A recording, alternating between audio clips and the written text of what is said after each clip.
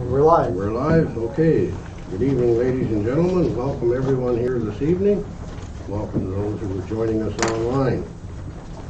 We'll begin with tonight's open session to asking with approval of the agenda. Are there any additions or deletions from tonight's agenda? Yeah. Do we have an addition on council composition? Under business. Ready? Anything else? Do we have any disclosures of interest this evening? Okay, well then we are on to our delegation. Mr. Figlamini, Walker's Lake property. Good evening, Council, Mr. Mayor, and Mr. Diaz. My name is Patricia Vanden Ende. I'm a representative for the Figliomini Speciali families. And my background in this particular case comes from real estate work many years back. And we have been looking through the file to bring this presentation to you this evening. You have an outline in front of you that we have prepared to allow you perhaps to make a few notes, or if you have questions, you can write them down as we go along. And when we're finished, then I'll be glad to answer any questions that you see fit. And with that, we're going to go on with our presentation. The reason for this delegation request tonight was an effect of coming out of April of 2018. On April 18th, 2018, a trial in the Thunder Bay Superior Courthouse was heard before Patrick Smith, Justice Patrick Smith. His ruling stated that the defendants, 4 local landowners, lifelong Schreiber citizens, were forced to obey a court ruling. If they did not remove their camper trailers from their privately owned 32-acre property at Walker's Lake, fines in the range of $10,000 per day would begin to mount.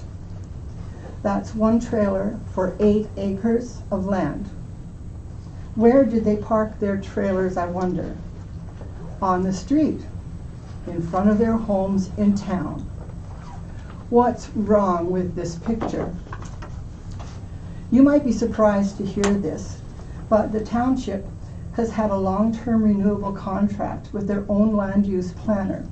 His job is to carve out the detailed and precise wordings for bylaws and amendments that inevitably come as property needs change.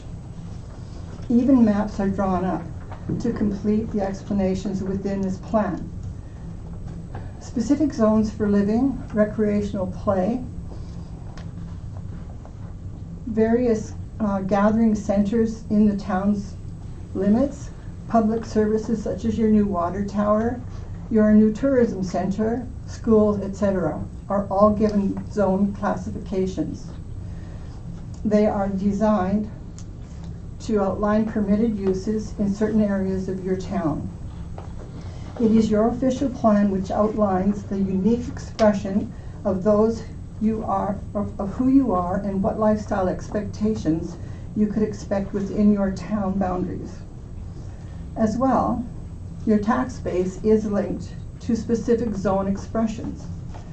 The areas can be set aside for residential, private, or business. Zonings can help define the functionality of Schreiber. Your newest official plan has recently been endorsed by your past council, your last mayor, and your last town clerk, along with the land use planner. Changes in zoning are a very complex matter. This is not an overnight process. It should involve all those that it touches. The councilors that preside over this evening's meeting, Mayor Hamilton, and your newly appointed CAO, Mr. Nathan Diaz, are all placed by stakeholders of this township of Schreiber to carry on the day-to-day workings of this town. By properly outlining specific permitted uses, your town council takes pride in the manual which has been created as a kind of a yearbook.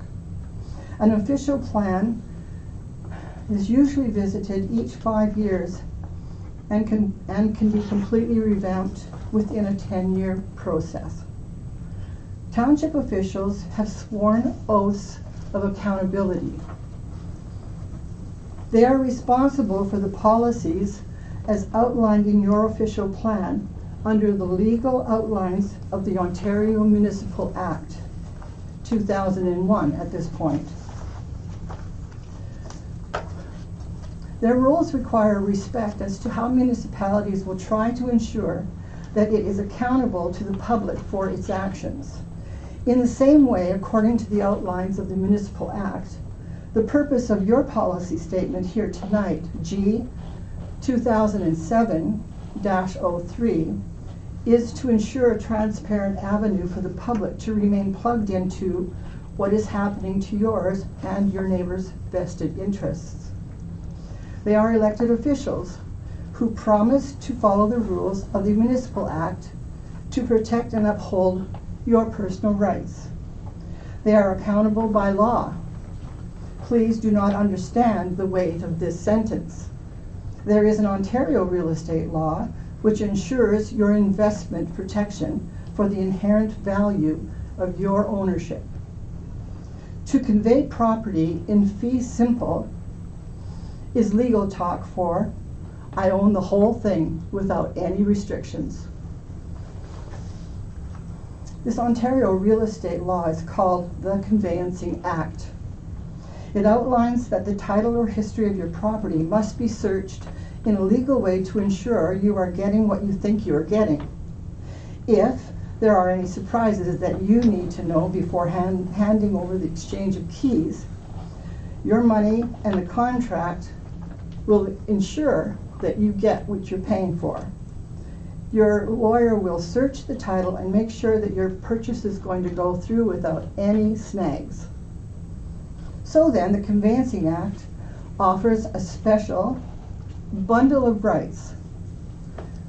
Kim, you have rights. Dan, you have rights. Doug, you also have rights. Kevin, you have rights as well. And Mr. Mayor, you have rights. Mr. Nathan Diaz, our new CAO and new to our community, has also got rights. No one can take these rights away. It is important to know what your property's permitted uses will be in the case by the township zone classification. When you purchase your land, your house or your building, the zoning gives you specific permissions. You cannot be denied the use of your property in any way. This Conveyancing Act, it outlines those bundle of rights that I've mentioned. Some of these rights are the highest and best value in your property will be the one you make it out to become. Absolute peace and enjoyment in any way you choose with family and friends. This right of enjoyment allows you to participate in any activities you find pleasurable while on your property. The right of control, or who comes and goes, and, for instance, what time your lights are on or off, whether your car is in the driveway or in the garage. Your right of absolute possession is emphatically yours. And this right of ownership allows you to transfer your deed to someone else, or you could sell it to them. The past council members, your past mayor and CAO clerk, unilaterally without adhering to some of these laws and without regard for transparency and full accountability, took these 4 families represented here tonight to Superior Court. The transparency and accountability responsibility is given a council to perform under the guidance of the Municipal Act and the Planning Act, amongst other acts, which govern these laws and issues over your rights. The town's lawyer at Weiler Maloney, managed to get a court order and robbed these citizens' rights of their ongoing peaceful enjoyment of their lakeshore property at Walker Lake. Their children, too, are robbed of their inherent cultural heritage progressive expression. Included in this concern are grandchildren, great-grandchildren, on to perpetuity. That's forever. This also robs their extended family's pleasure to share in the family traditions and celebrations that have earmarked this go-to family gathering place as far back as in the 1970s. After a deep forensic search, after we looked at the court documents that were posted online, we searched through the files within the Schreiber Township website. It has surfaced that these Schreiber citizens have not only had their long-standing rights taken away, they also had to pay their own legal costs in defense of this assault of constitutional rights. These owners had legal bills to pay in defense of their rights within this community. They were yet ordered to pay a considerable amount of fees towards the township as well for not winning the case. When going over the judge's court ruling as an after-the-fact action, it was found to show without any denial or mistake, no denial or mistake whatsoever, that this lawsuit has been crafted with a specific and strong-armed bias. The facts that the township lawyers at Weiler Maloney presented in the court documents appear to be nothing short of a case of possible strong-arm bias. We can use other words. Excuse me, your 10 minutes are up. How much longer do you feel you're going to be? I have one page. I'll be finished in 2.5 minutes. The facts that the town... Before you continue, may I just remind everybody, this is not a question and answer period. There will be no questions taken this evening. There will be no answers given this evening once you have finished your delegation. Thank you. Let's see, where was I? When going through the judge's court ruling as an after-the-fact action, it was found to show without any denial or mistake whatsoever that this lawsuit has been crafted with a specific strong-armed bias. The facts that this township lawyers at Weiler Maloney presented to the court documents appear to be nothing short of a case for possible bias. The power of serious misrepresentation is the question of the evening. The very public documentation of civic web service to this town has allowed us the confidence we bring to this delegation for this evening. The legal counsel got all their direction and actions as seen fit to be submitted from our last CAO's desk. The court case against these tenants in common came directly from an act of conveyance from one person from the township to the township lawyers. The position is finally this. Council members, Mr. Mayor, Mr. Diaz, we beseech you to take the opportunity proactively to meet with us. It is our choice not to be represented by a legal matter whatsoever. This finding is ours. This search that I have done was my work when I worked as a realtor. I know this well. You may wish to strike more than one committee. If we ask you to strike a committee, please, to meet with us. If that's not the first step that you would like to take, we ask at least you have a meeting that we could discuss some of the particulars that have a concern towards these families. This call would be to put your own spotlights to the test and look at the facts that are before us. You don't really have an option. You do have a choice to challenge what we say, and we accept that challenge. Past council and mayor and past CO clerk have, with unwitting coyness, singled out only one parcel of property in this whole town. Services like garbage pickup, fire protection, snow removal, public access is not available to us. We do not have a public road. The use and enjoyment of this private property does not interfere with anyone else whatsoever in this town. The court ruling that forced us and these Schreiber citizens of their rights of enjoyment has negatively impacted not only them, both now and into the future. Don't forget, their children and grandchildren are in this town.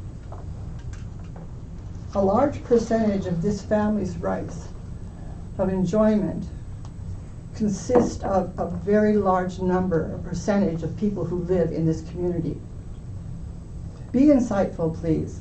These citizens are asking you to avail yourselves in the name of transparency and accountability to look well into this matter.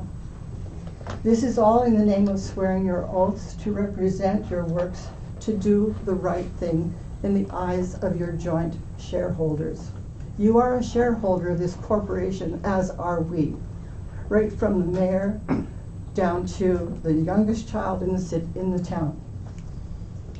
We simply ask you for an opportunity to meet in a meeting, and then we will probably ask for a council of some sort of committee to look at the facts. For this, I thank you on behalf of these families.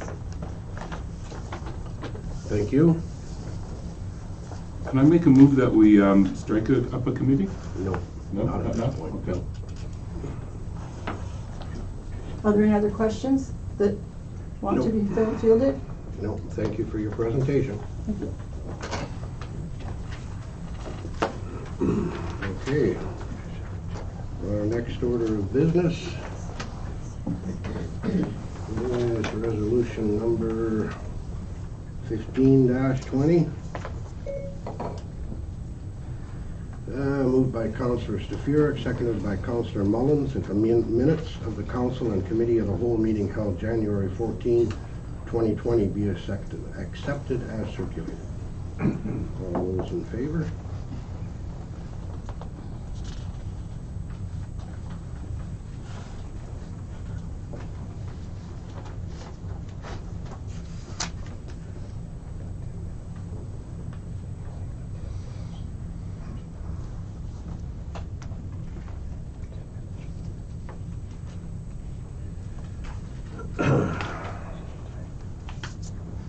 Resolution number 16-20. Moved by Councillor Mullins, seconded by Councillor McGrath. Council declare the 2 rolling bar carts at the community hall as surplus assets to be disposed of. All those in favor?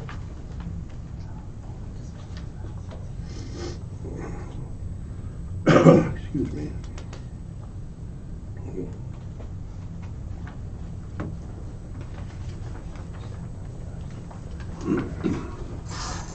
Resolution number 17-20.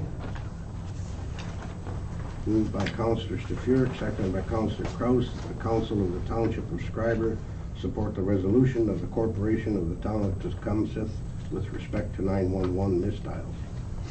All those in favor? Carried.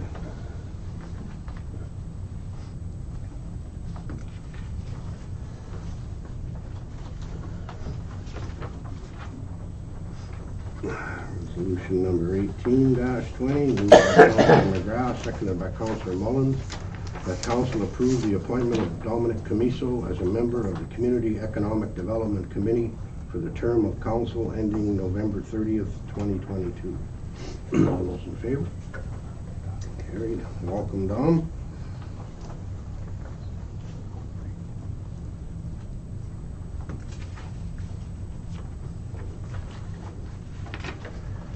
Resolution number 19-20.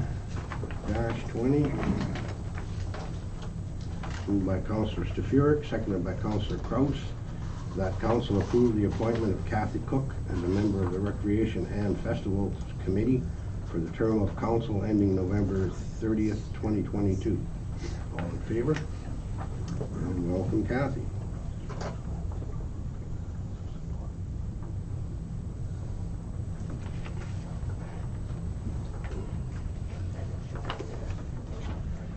Resolution number 20-20, moved by Councillor Kraus, seconded by Councillor McGrath, that council approve the terms of reference for the Schreiber Accessibility Advisory Committee. All those in favor? Carried.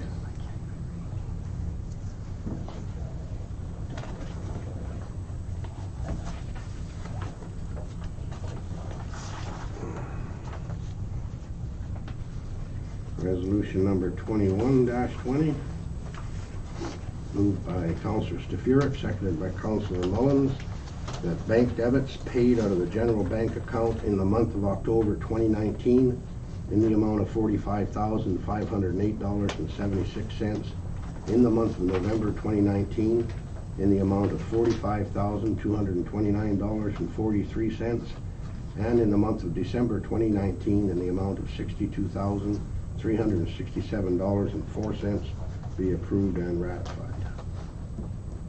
All those in favor?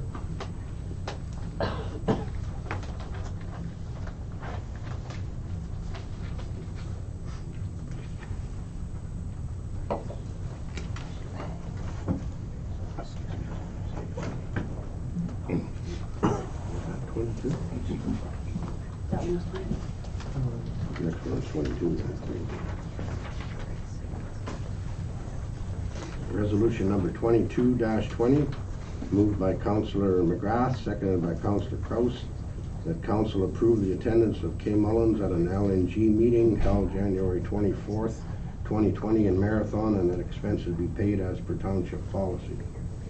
All those in favor? Carried.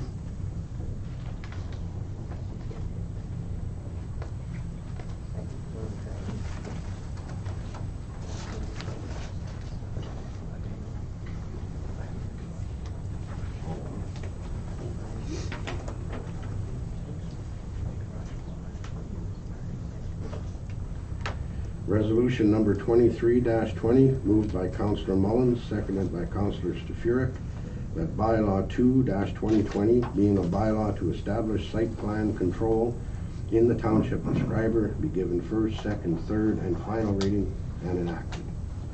All those in favor?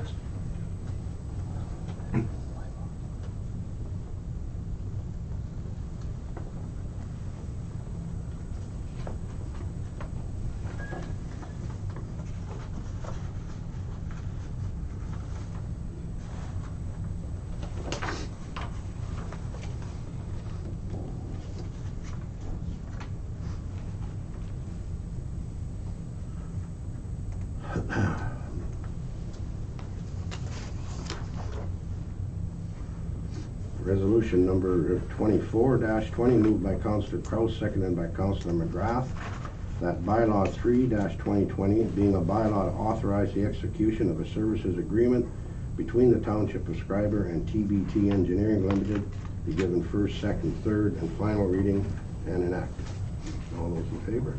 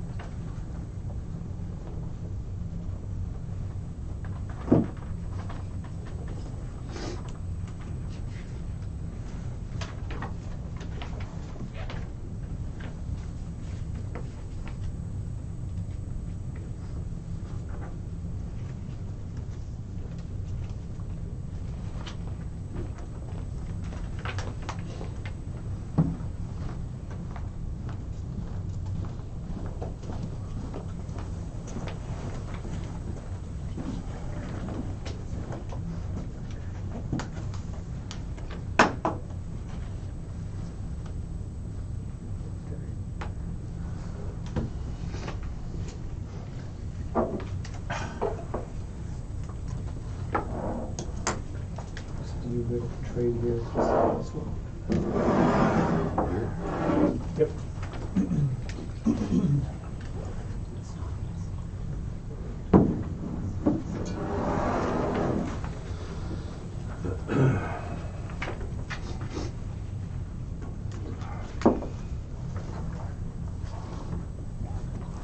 Resolution number 25-20, moved by Councillor Stafuric, seconded by Councillor Mullins, That bylaw 4-2020 being a bylaw to constitute and appoint a committee of adjustment in the Township of Schreiber be given first, second, third, and final reading and enacted. All those in favor?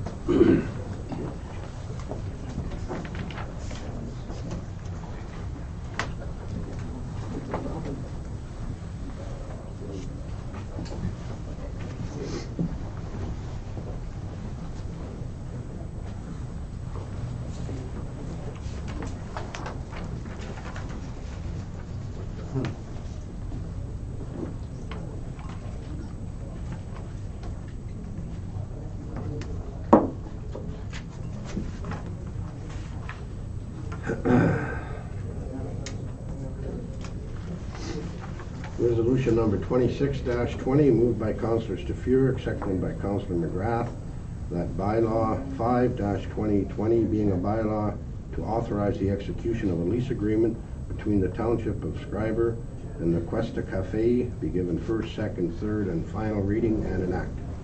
All those in favor?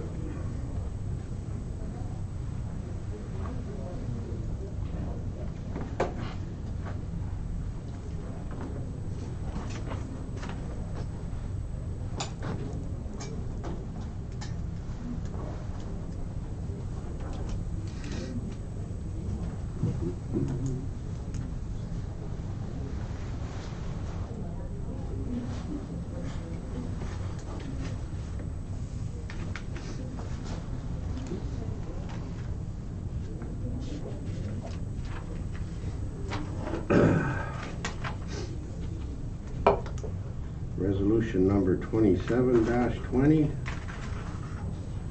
moved by Councillor Mullins, seconded by Councillor McGrath, that the Council of the Township of Schreiber accept, may I say with regret, the resignation of Councillor Kay Kraus, effective February 14th, 2020, and that the seat in the office of council held by Kay Kraus be declared officially vacant, effective February 14th, 2020, and that the vacant council seat be filled by appointment. All those in favor?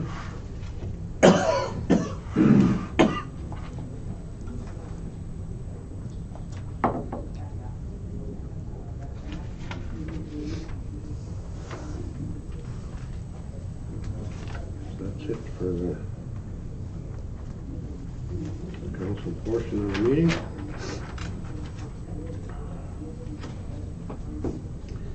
We'll move into committee of the whole, and with the department reports, acting CAO clerk Nathan.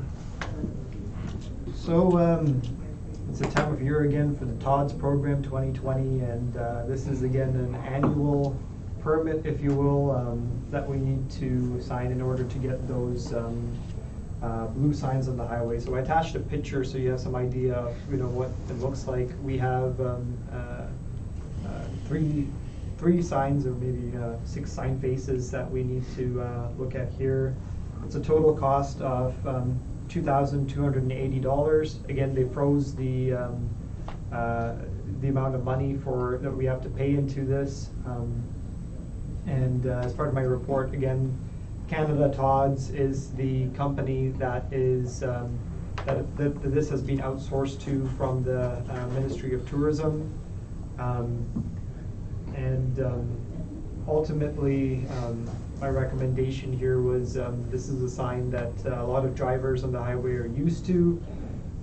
That being said, a counterpoint to it would be that we do have some of our now signage that we put up ourselves on the highway, but it's really difficult to state again the effectiveness of our township signs versus those signs. I'd say currently, since it's the same amount of money in terms of billing, that it's probably a good idea, largely because of their proximity to the road, while as our signs are way back as billboards. So these ones can be right up against the highway, right? They're approved by the... Yep. Yep. This is tourism-oriented directional signing is Yep. what TOD stands for. Yes, that's correct. And that's in regards to the Schreiber's Railway Museum sign Schreiber Beach sign and the Cascal hiking trail sign, going forward. Right.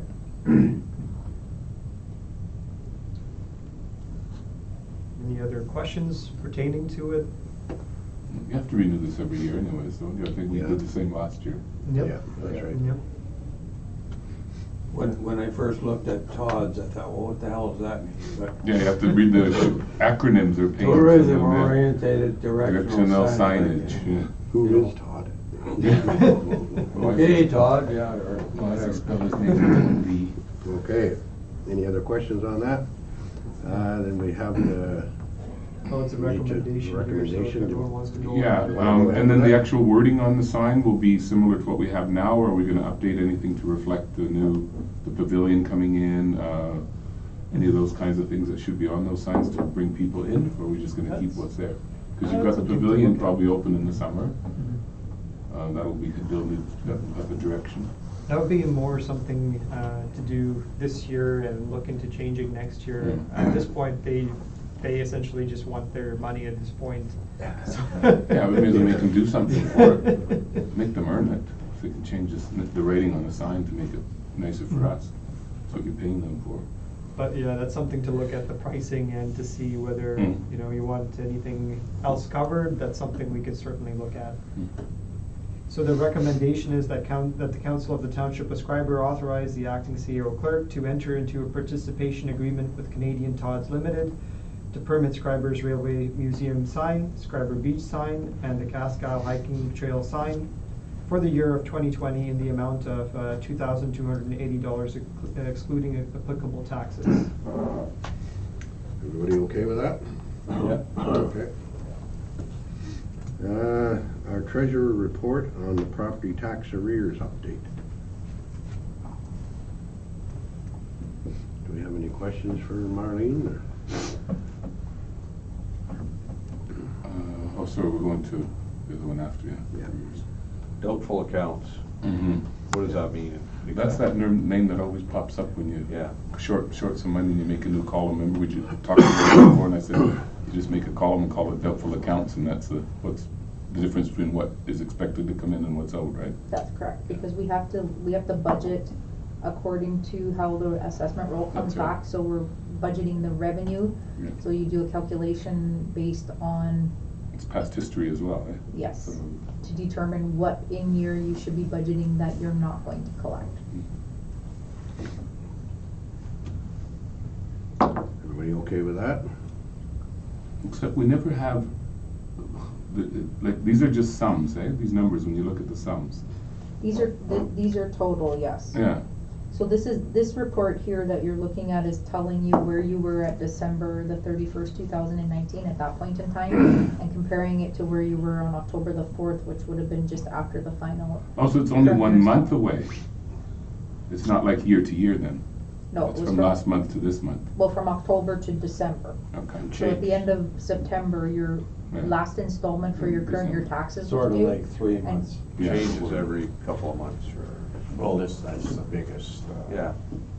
Yeah, towards the end where of the year. everybody's gonna be paying. Towards the end But of the year. can I inquire about what the numbers actually mean when it's 674-3185-37-42? Is that for public to, Those are Talk about- those are the numbers in each of those categories. but how they're many not number numbers of accounts or property. anything?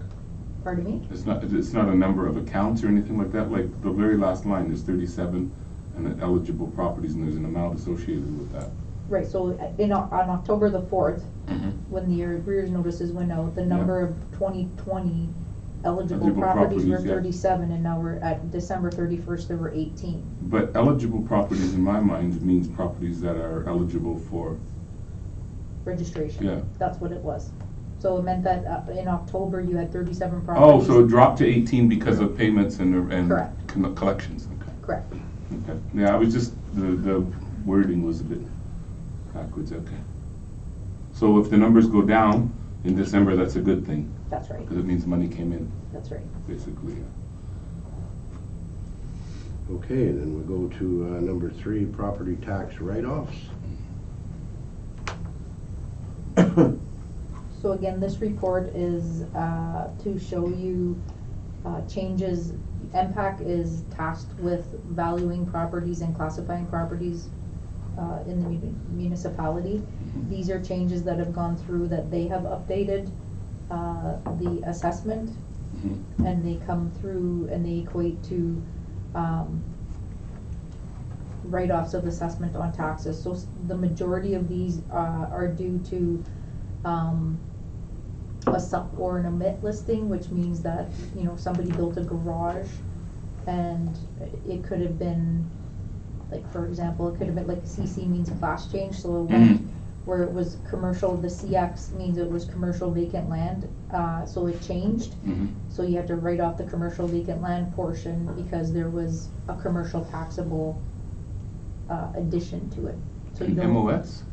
Minutes of settlement. So if somebody has minutes, if a property owner had filed a request for reconsideration and MPAC. With MPAC? Yeah, with MPAC. Not with us. This is all Yeah, MPAC generated changes. Mhm. So it's just for your information. Well, speaking of that, MOS, what does CC stand for? Class change. Pardon me? Class change, Class change? class or coding change. Okay. And with what we know about assessment, this being assessment year, all these numbers are probably gonna change then, as well.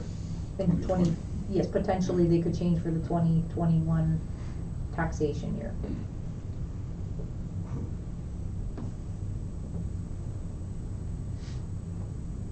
So any other questions on that? Then we'll move into our Director of Operations report. Any questions for Red on that?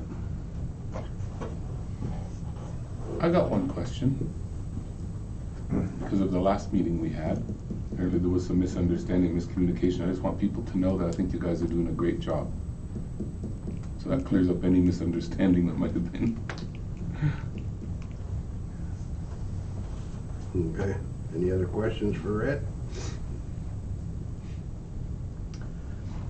We'll move into the downtown revitalization project. Startup meeting minutes, Nathan?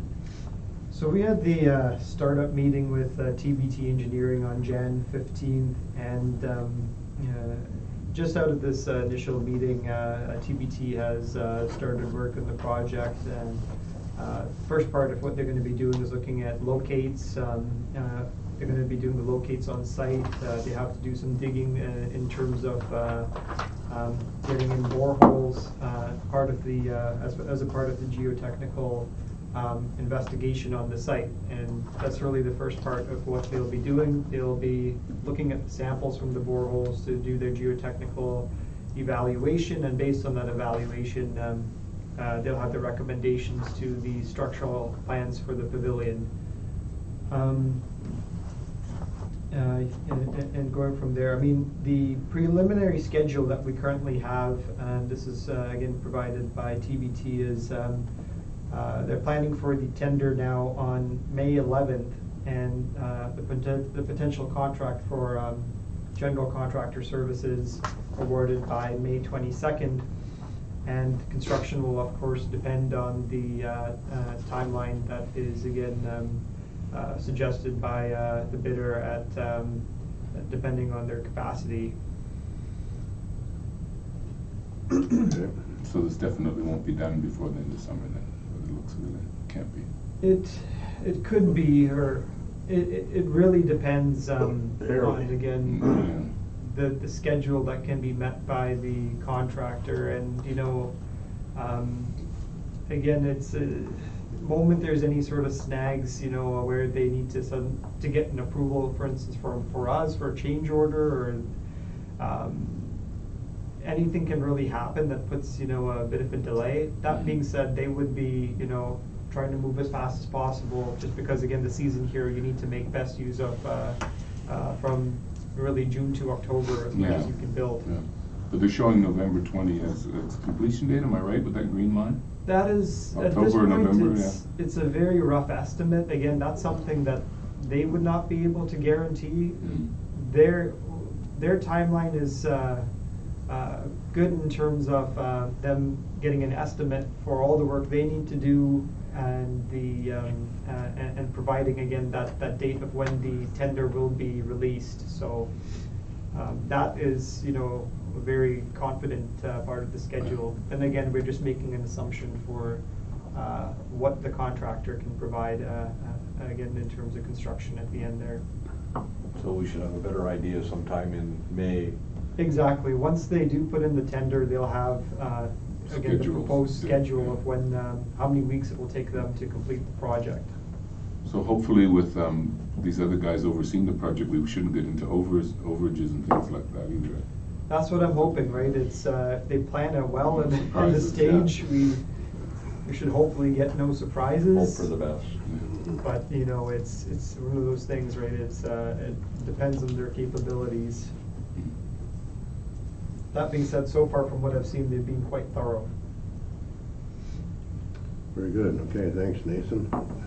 Next is our bylaw enforcement officer report and proposal.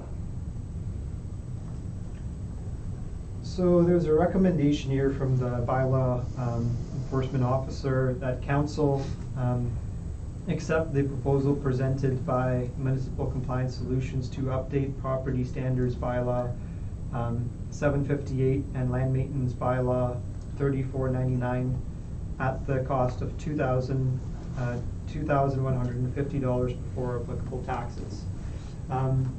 Again, part of this recommendation was again to ensure that these bylaws again are meeting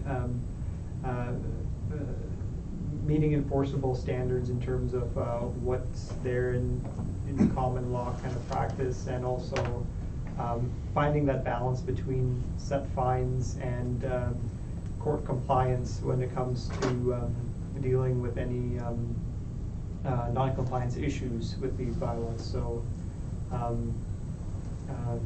again, this company, Municipal Compliance Solutions, has been a great resource for just general information that we've had pertaining to bylaws. So I think that they could be a great asset and could provide a great job on this. So the bottom line is they're gonna make it easier for the municipality to enforce it. Exactly, and it's again, you know, depending on the wording and all that you have, depending on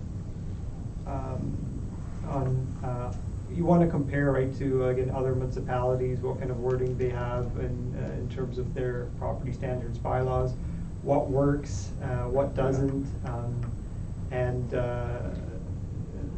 this company is going to, again, this consultant really is going to take a good look at that to, again, find that balance so that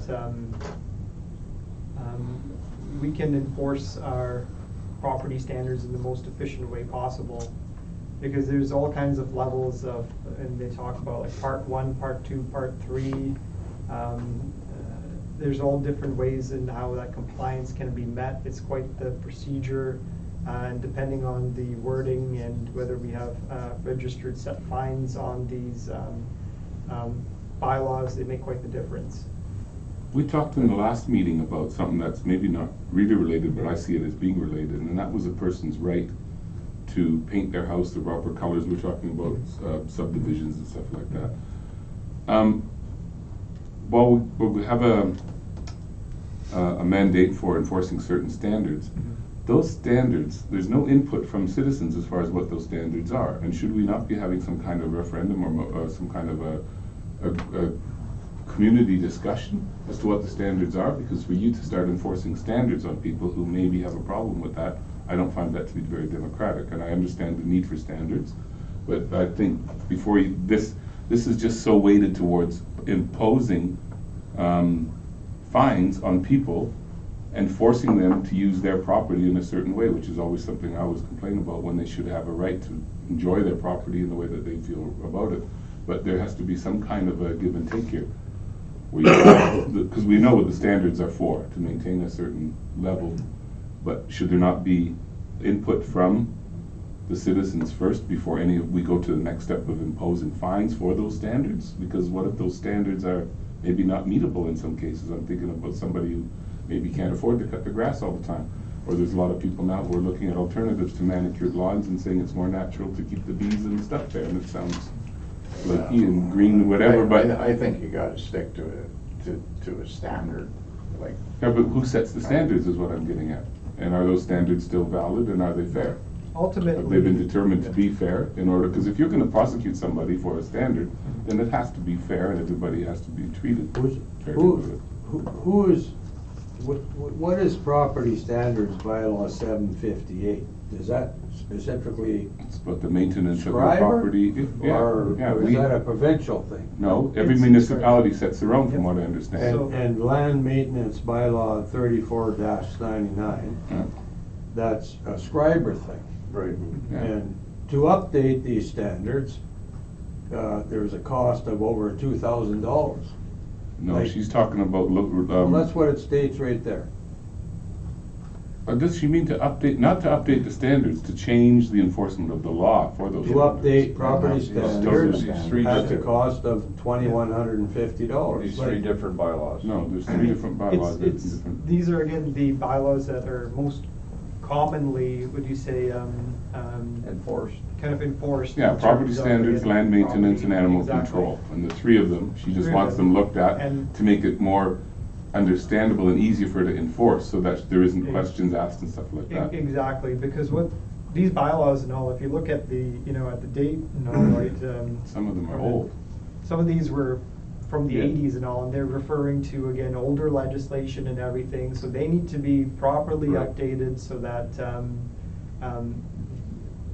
they're fully compliant in terms of all legislation. I mean, how they They're- are currently, yeah, they're enforceable, but, Yes. they come with all sorts of History old and baggage. Yeah, and there's even one in there that I was made aware of, and it says that if a dog is being a nuisance, the owner must be muzzled. Well, And it's like, point how of can you case. have laws like that on your books when it's not even written properly? Point So of these case, things yeah. have to, that's what I'm saying, you have to sit and go through these things Yeah. anyway, so whether it's gonna cost you $2,000 or whatever, they need, the gaps and the inconsistencies have to be identified, and then they have to be Exactly, and we brought can up to tomorrow. date, really. And they're So- gonna be in line with other communities, with what else Exactly, is going and- on across the province. Exactly. Well, Except for- what makes you except for- say that then? They don't have to be. Well, that's what Nathan said earlier, that we're gonna look at what, No. they're gonna look at what other communities are For doing. example, It's, again, part of this is ultimately, it's up to you as council to determine the standard that you want met for these bylaws. Mhm. And again, it's, some places and all, like, in terms of, again, over-regulation when it comes to these things, like you're saying That's painting. what I'm saying. You have to have white picket Mhm. fences, you have to have everything pristine condition. They choose that kind of bylaw control because they're very keen on, a certain form of beautification or a certain form of aggressive. Let's call it homogenization, because that's really what it is. Well, Yes, and how, it sometimes comes how are we against it. supposed to know what property standards bylaw 758 is? Do you know what that is? I can look it up, but most citizens No. wouldn't know it. That's why it's also, Well, You need and we're being told that we need to update. Well, yeah, I know I'm what you're saying. I saying know what you're saying. You first need to update clarify what it is, yeah. You want like, clarification, I have what no it is. idea Yeah. what, we're not inventing the wheel. Yeah. Like, I'm gonna go, we got a beautification committee, and you're going along saying people can grow their grass and everything, we may as well fold the beautification committee. No, I'm not saying No, that. yes, you are, in a roundabout way you are, Kim. Like, there is standards to follow. Mhm. They ain't gonna go out, they're not gonna go out of their way and do a hardship on people. Mm. I mean, it's pretty common sense what they want the people to do. Mm. It says it right, they're not going to, every other community has got them. I think we gotta go with them and to update Well, I think they need to be updated, but I think while you're updating, you just need to review and check a few things. Like you were saying, there are some that are definitely out of date. well, I've they're got going no to problem be doing, with they're going to. updating Yeah. property standards, but I don't know what the hell you're talking about. Yes, like, in terms of the. You're talking about bylaw 758. Yeah. Do you know what that is?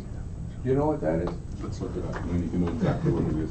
But an example would be, you need your grass to be cut to a certain height, and there are places where they maintain, and if they come around and your grass is 2 inches high and it's supposed to be 1 inch high, you can get a fine. And my only take on that is that really going a bit too far? Is it still within an acceptable standard that nobody's really getting? I don't want to see junk in people's yards, and I don't want to see it all mismanaged either, or windows falling in and stuff like that. But you have to consider that not everybody has the same available finances maybe to keep a place. So is it right to penalize them? I mean, unless it's a real excessive thing. You got a pile of garbage in your backyard or a burnt out old truck. Those things would obviously be in the bylaw, and you want them cleaned up, right? I mean, if somebody has a field of grass on their property, I can see that being an issue. But for the most part, it doesn't amount to be, you know. really. But that person could be fined for that, and is that right to do that to them? Well, I wouldn't want to do that, but. Most, yeah. You know, Well, ultimately, it's up That's to why us to get to set the decide standards.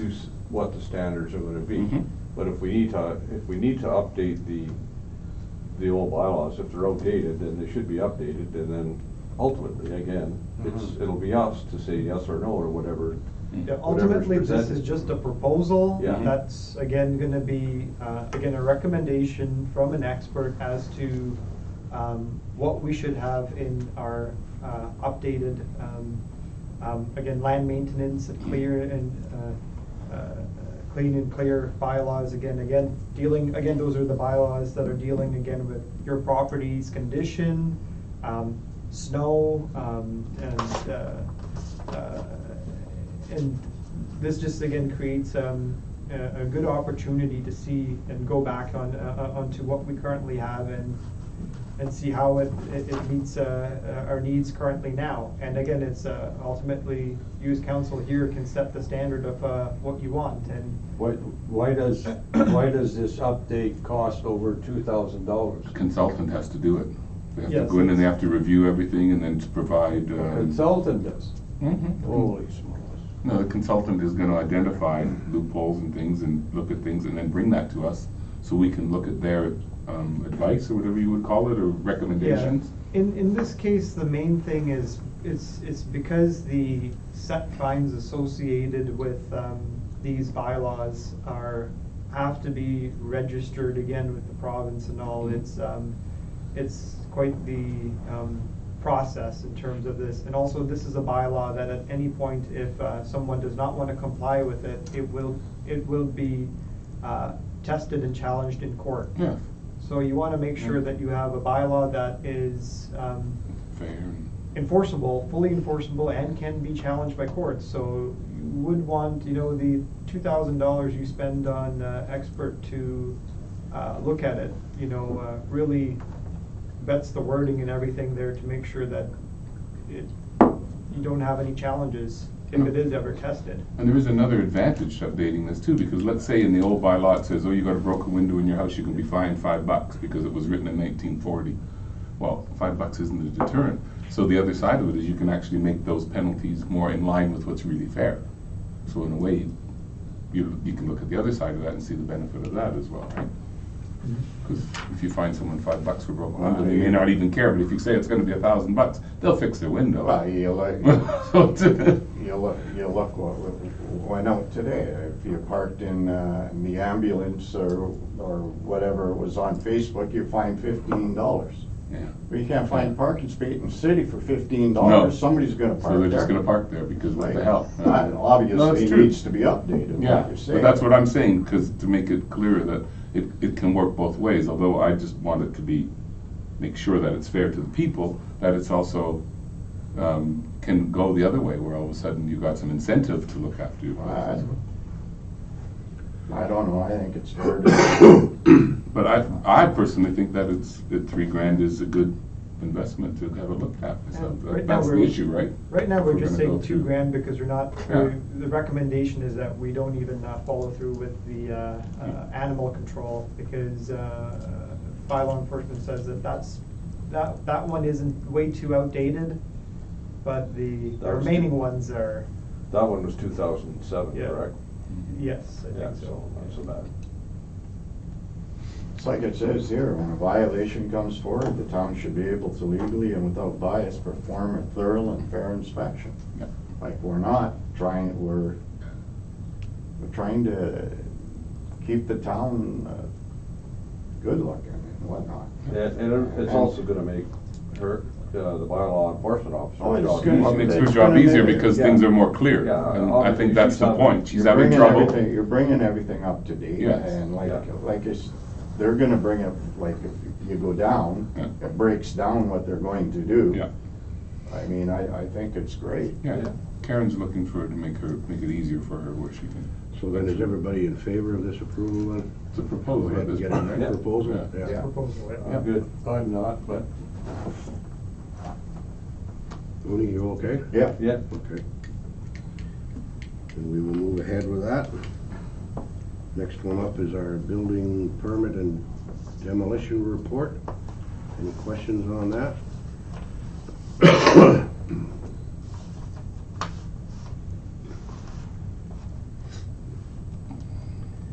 And then our last three reports are our, from Aqua.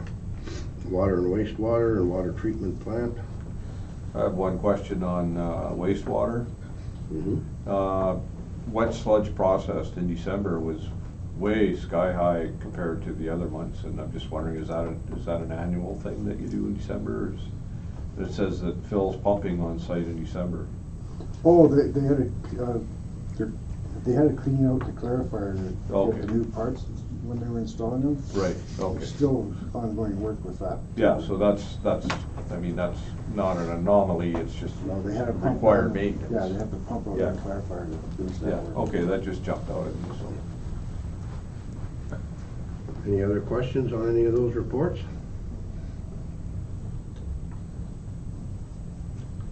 Okay, then I guess we're done with that, and our next is question period. Do we have any questions this evening? From anyone? Yes, sir.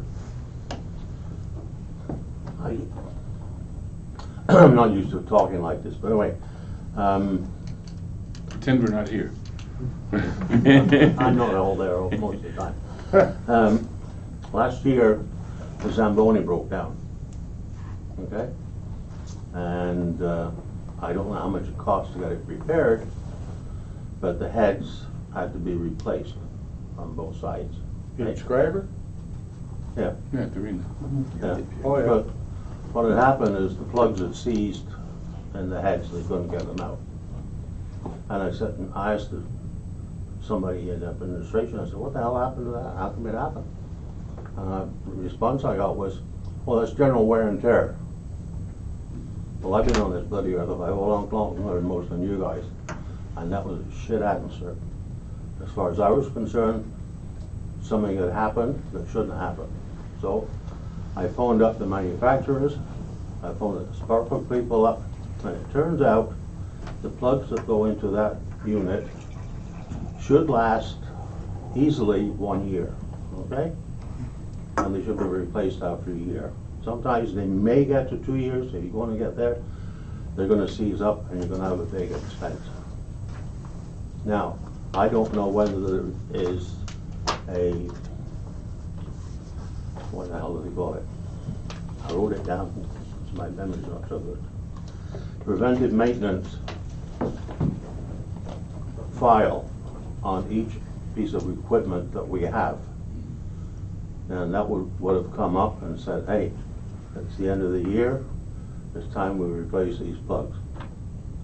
Now, if you want to save money, I don't know whether you have a preventive maintenance file on all the good equipment you have, but if you don't have one on the Zamboni and something seriously goes wrong with it, it's going to cost you a lot of money.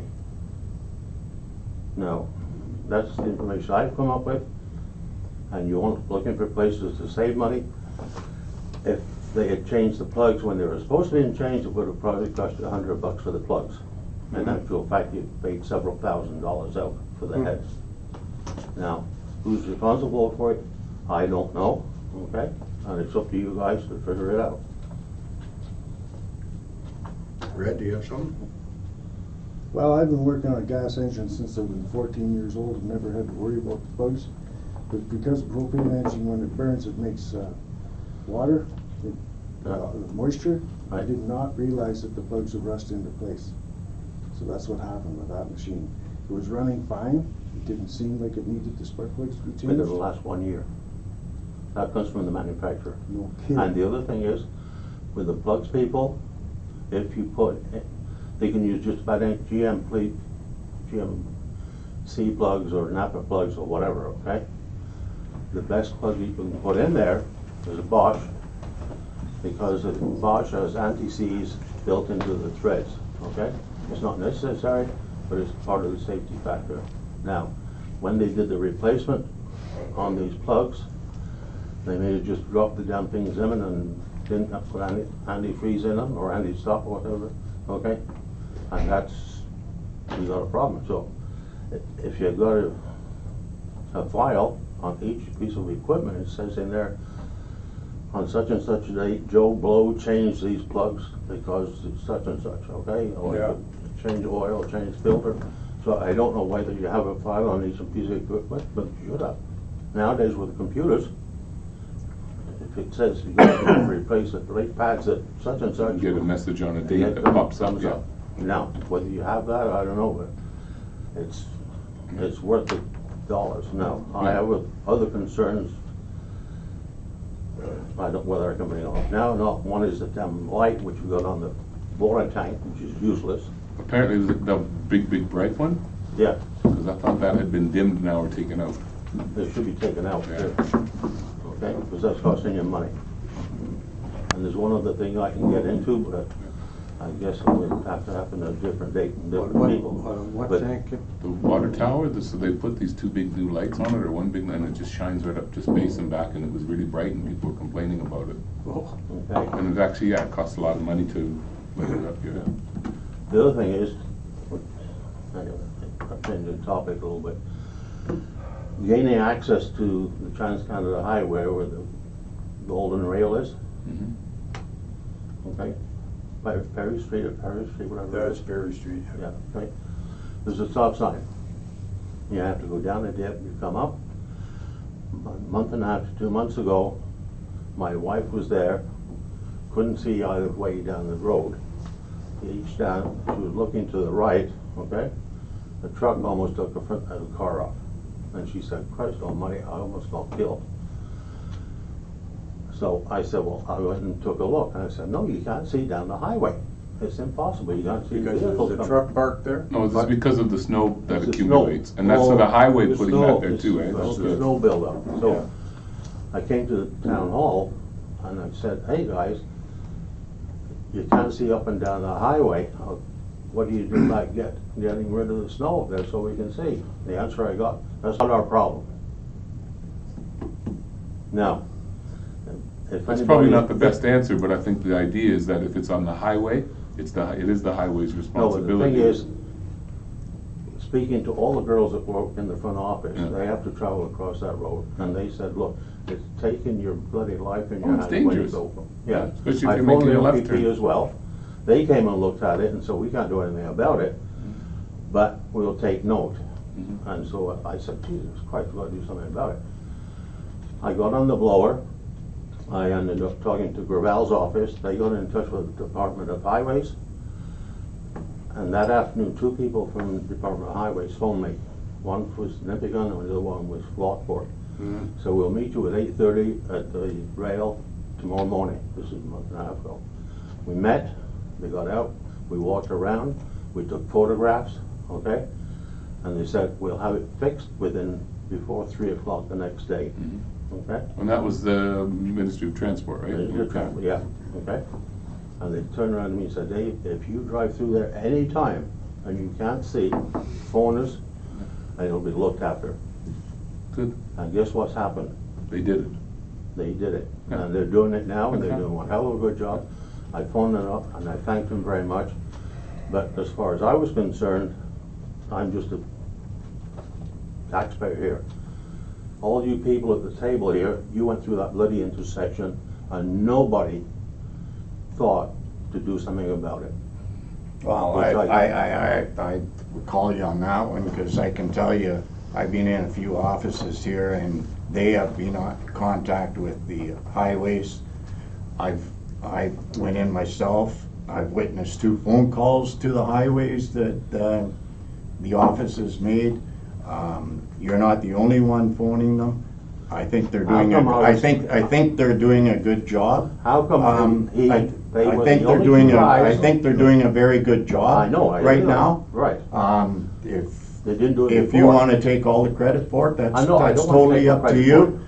I think I know for a fact the offices here, without giving names, phoned the highways a few times, and they have gotten. Hey, I phoned them. That's I- great. I met them personally, okay? Okay, no, that's good. And the thing is, the way they reacted to me, and so they sort of said, "Well, of course, we haven't had any complaints." That was, that's what I'm telling you, that's what I got from them. And they said, as soon as we got the complaint, we heard about it from the OPP as well, that's why we're here. And we will look out for it from now on, Okay. okay? Yeah. Thanks for doing that. Okay, thank you very much. We need to move on, to get into communications. Oh, sorry, one more thing. Well, you know what? What we didn't make clear is that any questions have to come from what's on this agenda. If it's not on this agenda, we're not taking questions involved, okay? Can I mention one thing? Yes, no, Yeah, okay. okay? I'm very disturbed about safety of old people and young kids in this town because of the snow is so high at the intersections, you can't see around the corners.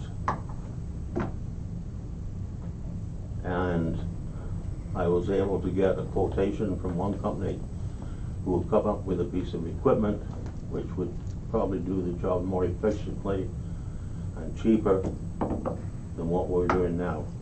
And I Thank you for your thought, but this is not the place to bring it up. Pardon?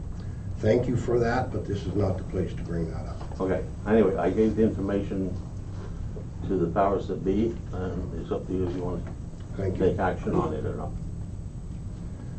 Okay, into communications. Are there any questions on any of the communications we've received?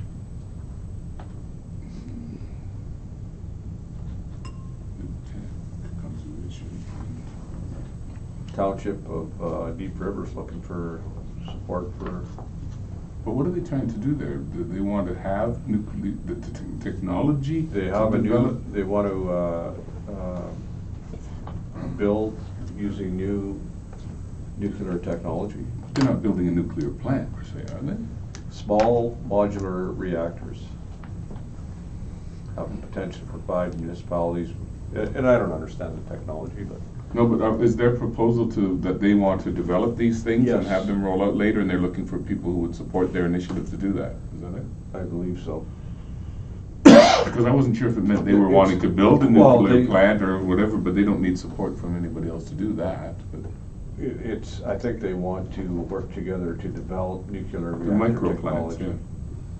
They want to work with the Ontario, or they want to pressure the Ontario government to work to develop nuclear technology and work with the municipalities Mm. and other provinces. Because it says, To help reduce carbon emissions. yeah, so the premiers of Ontario, Saskatchewan, New Brunswick have announced their intention to work together on development of small modular reactors to help the provinces reduce carbon emissions. But it still means you're supporting nuclear energy then, if you support it. Basically, yeah. Why, that doesn't make sense to me, like why just the premiers of Ontario, Saskatchewan, and New Brunswick? What does that tell you? Why not every province? Well, it tells you that's on board. Those are the ones that are against it probably, so they're trying to address it with them. To express support for No, their... it says they've already announced their intention to work together on the development of small modular reactors. So, The only problem I have with it is if you support that, then you're actually supporting nuclear energy, which Yeah. I don't Yeah, think is a good thing. yeah. That's my own thing, but there are people who would prefer nuclear energy over coal-fired or something yeah, like that. no, And- it's. And these what I know about the micro plants that they're developing are supposed to be a lot less dangerous and more high-tech than. Yeah, I watched a show, not long ago about, the Melinda and Bill Gates Foundation, Mhm. working together with the top brains in the universe on developing. Their thought was nuclear is the answer to climate change. And they came up with the idea of a reactor, but it's expensive to build. Yeah. But there's also people looking at things that are like the size of a trailer and you roll it in and that supplies your town with power as well, which is cool, rather than having one big plant. But Yeah, so. So do you want to support this proposal? Well, I mean, if you don't want to support nuclear, if you don't feel that it's the right. Well, that's my own personal thing, Yeah. but is that a right thing as a township? I mean, I have to overlook that, because if the township thinks that these are good ideas, there might be benefits. Maybe these guys come up with 10 years mini nuclear plants that are Yeah. safe, and you set them up in somewhere. And I don't think we know enough about it to oppose it or agree with it. Yeah. It may I be- mean, it's just the development. Do you want to look into looking into the development of nuclear reactor technology? That's the request. Mhm. I certainly don't know the whole background with it, but it may be a similar case like how we have this hydro reserve project. You Yeah. know, as something that's a possible, business prospect for us. I mean, we would be lobbying anything to support it. So it may be that they have a few business proposals to get something like this in their municipality. So Yeah, it's for the Maybe. development of nuclear technology. Yep. That's all they're asking for, is Mm. to support the development of nuclear technology. And if that's something that you're interested in, or you're for or against, that's a personal thing. But I personally think that You think it's it's a something good idea? that it's not gonna hurt to look into or support the development of new technology. Okay. I think that's important to new technology, so I would Yeah. support it on that side, yeah. But as far as just being, okay, I'll throw it in with you then. Okay. Get more information. Wonder if we get a little paycheck from the NWMO if we support it. This might be their competition, we don't know. Hey, this just could be another opportunity. Okay, I'm in then. How does everybody else feel? Well, I don't have a problem with it, but I don't understand why it just says these 3 provinces. And then it states the town of Deep River right to the Prime Minister, et cetera, et cetera. Why wouldn't they be it resolved right to the premiers of every province to express their support? Like, what's the reason for that? Like, that's what befuddles me, you know? Why Ontario, Saskatchewan, and New Brunswick to express support for their decision? Like, I mean, honestly, like. Well, I think they're trying to move it up to the federal level. Like, I mean, the provinces support this development of new technology. Now they're trying to kick it upstairs to the federal level and saying that you should also. Why aren't they writing to every premier and that? I mean, I'm not against it, I'm just trying to. No, you know what, I think it's confusing the way it's worded. Well, I sure think it what is. they're trying to say is, the premiers of Ontario, Saskatchewan, and Brunswick have already said they support it. So they're trying to get everybody else. Like, these 3 have already said, yeah, we support this idea, and I think the idea is they want to get everybody else on board. I don't think it's that, I don't think it's just responding to Ontario, Yeah. Saskatchewan, and Brunswick. So I think it's so about. it's their decision to Yeah, work together. yeah, Okay. I think it's So about, those 3 have already decided, but they want to bring others on board, so it's not Yeah. about singling them out, it's about adding others to their support, I think that's what Right. it is. It seems like it's. Yeah, the way it's well, worded seems kind of funny, like you're butt singling these 3 out, backwards, you know, yeah. like- Well, it says that the town of Deep River write to the Prime Minister of Canada, Minister of Natural Resources, and the remaining provincial premiers, asking that they support investment in the research and development Mhm. of this technology. So Whereas the first 3 are already. we're trying to get more support. More support, yeah. From other On a provinces provincial and the level. feds. and the federal, Oh, yeah, there is federal involved too, yeah, so. yeah. Something to think about. Yeah. Want to table that for now? Yeah. Okay. Anything else under communications? And our unfinished business is the preliminary budget for the library, public library. Any questions of Marlene on that?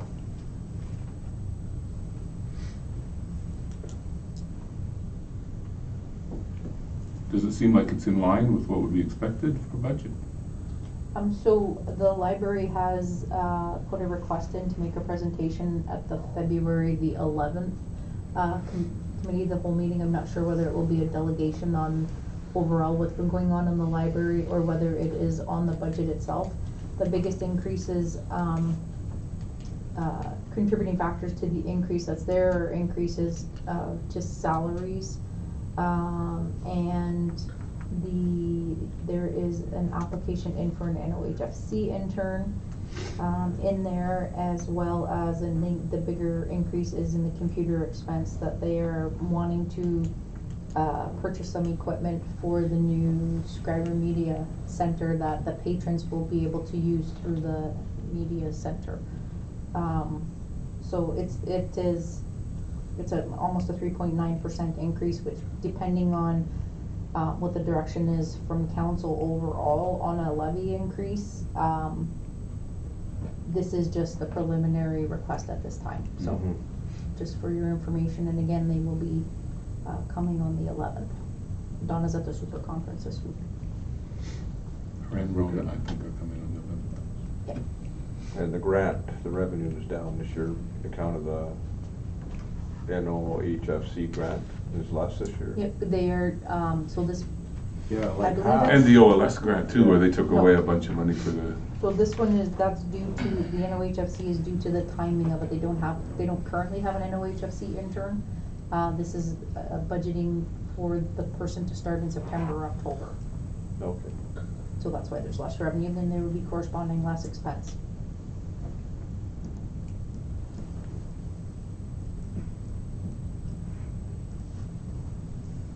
Okay, any other questions on that? Alrighty, then we go to council appointments for 2020. I think we can.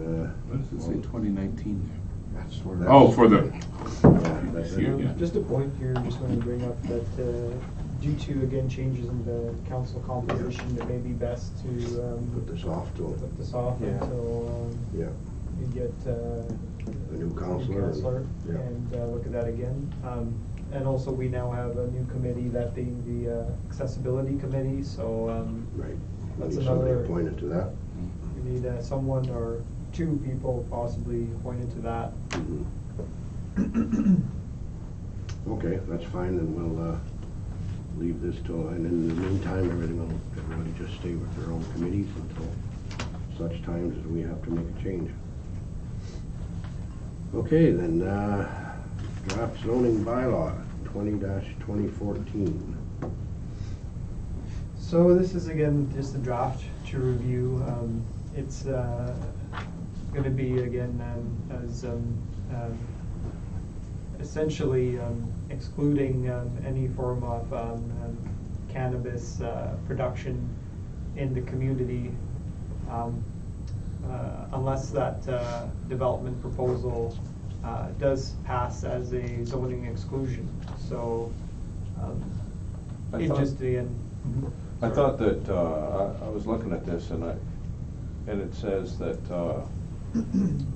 cannabis production is prohibited in all zones. I thought that rural, in the rural zone, you're allowed greenhouses and that would qualify as. Yes, right now it is allowed anywhere under our existing bylaw in any rural zone. That is correct. So this is saying that that's no longer Yes, available? that's correct. It would be prohibiting that use and it can only be, a greenhouse cannabis facility could only be created in the rural zone or any other zone if it is a zoning exclusion. Why would we wanna make that change? That was again part of the recommendation from the planner, and that was largely because there's from let's say southern municipalities where these cannabis production facilities have been established, they sometimes have a very strong smell associated with it, depending on the type of cannabis that's produced, which can apparently smell like dead animals. And then this is really coming from the planner's report. I wouldn't know. Well, It's an what environmental smell it would have. consideration for, This is just, again, a consideration for nearby ratepayers, just so that if they are located possibly to one of these facilities, that, you know, they would have the means to, you know, properly object to that development occurring Right. next to them because of the smell. And then it would be up to council to determine whether or not you wanna make an amendment. Exactly, it's Yeah. not saying that, you know, we absolutely do not want Yeah. cannabis greenhouses. Again, we wanna open our doors for business, Right. and, you know, it's just, again, getting this to be a public process in order for anyone who wants to locate this facility, just so that the neighboring properties, if there's any residents who are near there, are aware that, you know, they may potentially be a smell associated Yeah. with the facility. but this is also very specific. It implies that it's commercial and not personal, and it implies that it's marijuana is grown for medical use only, not recreational use, right? So it's very restrictive already in what it's defining. Yeah, and under the Cannabis Act, right, it allows people to essentially, again, not too familiar with the full legislation there, and I believe you can grow your own cannabis up to Yeah. a certain amount in your 4 personal plants. greenhouse. So, I mean, residents can continue doing that. It was, again, this is a law that's already in existence. But they're This having is, problems again, with that too. That's what that cannabis presentation was about that I Yeah. attended in Toronto, because they get some people, you get a medical certification. Yep. And they say you're allowed so many plants to grow per gram or ounce or whatever of actually using of the product. But then you're allowed to do it for your friend. So if your friend also has a medical certificate, you can both go in on it, and then all of a sudden you got 100 and some plants growing somewhere, which is almost a warehouse, which technically isn't it isn't commercial, but it could be the size of something that's getting commercial, and that becomes a real gray area, because the medical authority is issuing them with their certificates that yes, you can grow 20 plants if you want, 40 even, and 3 of your friends can come along and put another 40 in. And then it just gets out of control. But legally, the way it's written right now, that is allowed. You cannot prevent somebody from having access to medical marijuana, so they can do that. yeah, and what you're saying is right, with this But it could bylaw, get right it's- out of control. It's So commercial this- greenhouses we're yeah. looking at, yeah. So obviously it's a problem in other areas, and that's why he's suggesting. Trying to, Yes, we go out. particularly the issue of smell. Yeah. So is everybody all right with that then?